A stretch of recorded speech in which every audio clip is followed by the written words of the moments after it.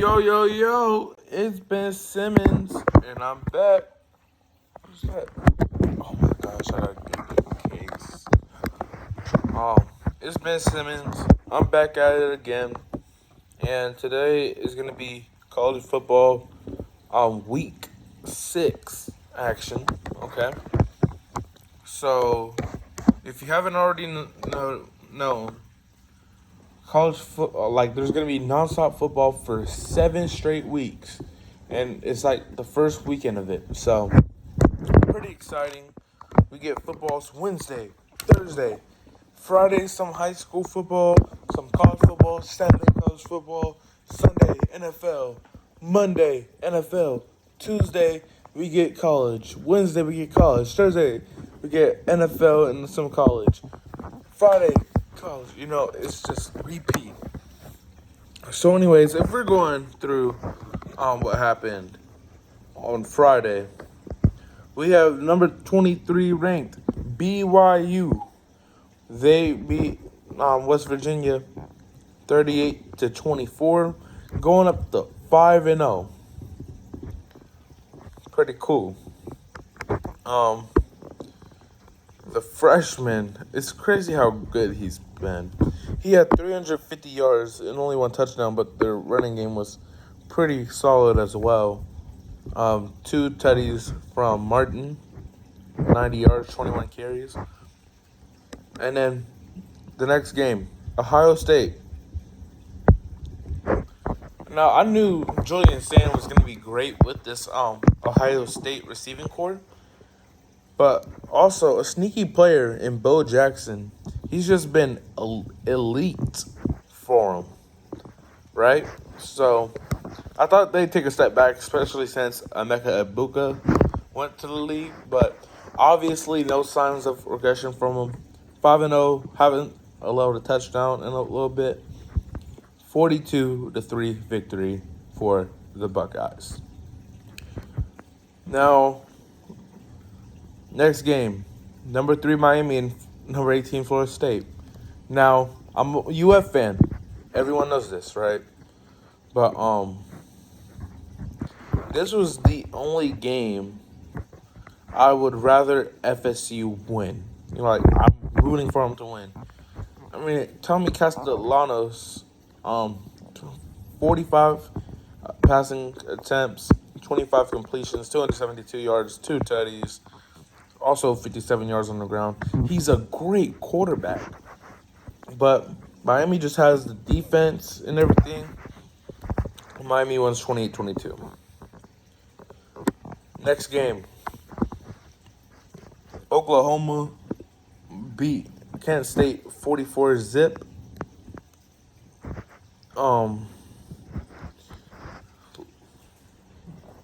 Now they've had some injury problems. So their backup, he didn't have that bad of a game.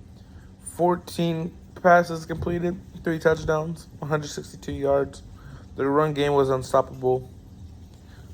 Good win for them, and I worried how they were going to match up against Texas next week, especially since their starting quarterback is hurt. And Arch, he can win, and I'll get to that in a second. Mississippi State started off so good and then lost a game last week, and they should have won.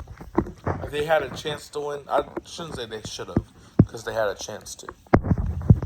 They lost to Texas A&M 31-9. And when you play Texas A&M, they're just too good of a team that, we have a chance, Because as a smaller SEC school, there's no chance that you beat that top guy. Unless you're Florida. Horns down. 29-21. DJ Lagway, 75% completion rate. 300 yards. 2 tutties. Jaden Bow, 107 yards on 27 carries, 1 tutty. The freshman, DJ Wilson, I'm so glad he's healthy now. He was going crazy. 111 yards, 6 receptions, 2 tutties. Now, the biggest upset of the day wasn't us, and it goes to UCLA. They have not won a game. Drew Aller was amazing, kind of, not really. Only 200 yards, 2 touchdowns. You started out this game down 27 to 7. Then you start to force a comeback, but ultimately, it's not enough. Nico Amaliva had 128 yards on the ground and 3 touchdowns on 16 carries. That's the player of the day for me. As much as I wanted Vanderbilt to win, I knew that they're going to lose to Alabama. After messing up their first game, they should be undefeated if they don't mess up against FSU, which means that FSU would be 2-3 right now and not 3-2. But that's not the point. Bama gets a good win. It was tied at halftime. Vanderbilt had the lead, and then they just couldn't score in the second half. 136 yards on the ground for Miller. The quarterback had 340 yards in the air and 2 touchdowns. Jeez, that's a great game. Some Big 12 action. Texas Tech and Houston. We all knew that Houston was going to lose. But hey, why not try, right? More than 28 for 40 passes completed and attempts, 345 yards. Great game for the QB. And then 109 yards on 20 carries for their running back. And yeah, that's about it. Georgia just beat Kentucky. It was just a simple game. Mr. Boley, though, I was pretty impressed of his game. You know, I didn't think that they would have a great chance against them, but Cutter was just great against this Georgia defense. 25 for 41, but 225 yards, 2 touchdowns, 1 interception. You know, but that's not that bad, especially from coming from Kentucky. You know, I didn't think that they'd be like that. But Gunnar Stockton only had 1 touchdown, 1 interception. Their backup had a pick. But hey, he was going stupid on the ground though. 6 carries, 48 yards, 2 touchdowns. That's what inevitably, however you say the word, led Georgia to beat Kentucky. Iowa State, though, they just gave up on the final play. I saw them run out of bounds. They should have. Why didn't they just keep on lateraling it? You have a chance if you're doing that, and they just decided just to run out of bounds. They knew what the clock situation was. They just ran out of bounds. It makes no sense. At the same time, can you even blame them? I mean, it's so stupid that it just about makes sense. I don't know how to explain it, but yeah, that's just my side of it. Cincinnati's running back was going stupid though. 10 carries, 111 yards, 2 touchdowns. Iowa State's quarterback, 30 for 48 completions, 2 attempts, 214 yards, 2 touchdowns.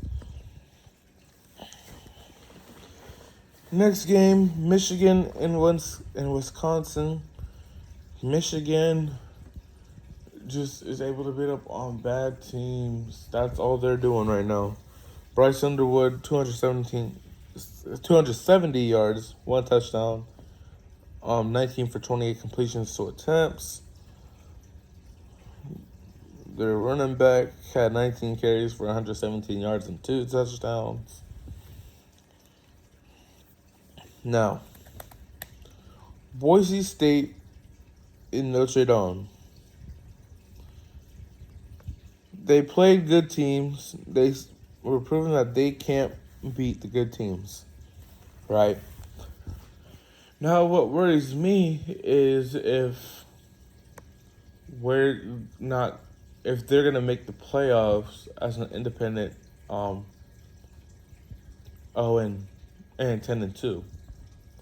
That's the only thing that worries me because if they were able to beat one like AP ranked team, then sure, have them in the playoff. But right now, I'm not really seeing that, so that's why I say don't put them in there. Illinois steamrolls over Purdue. You get it because they're the Boilermakers and their logo kind of looks like a steam engine. I didn't know whether that was funny or not. Anyways, in 2 quarters, they scored 40 points after trailing 7-0. After trailing 7-0 at the end of the first quarter, they outscored them 43 to 20. Mr. Outmeyer, 19 for 22 passing, 390 yards, 1 touchdown. 22 carries from the running back, 95 yards. And 5 receptions for 186 yards. That's crazy. Absolute crazy. Then after beating FSU last week, Virginia got ranked 24th in the nation and beat Louisville in overtime 30-27, giving Louisville their first loss. If Louisville were to win this, they would be ranked, but that's not how it goes. So there's that. I'm Big Percocet, and that's about it. I'll catch y'all boys in the next one.